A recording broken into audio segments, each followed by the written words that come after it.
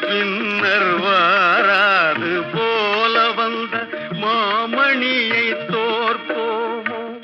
மாதரையும் மக்களையும் பல்கண்மையார் பிரிந்து காதல் இளைஞர் கருத்தழிதல் காணாயோ?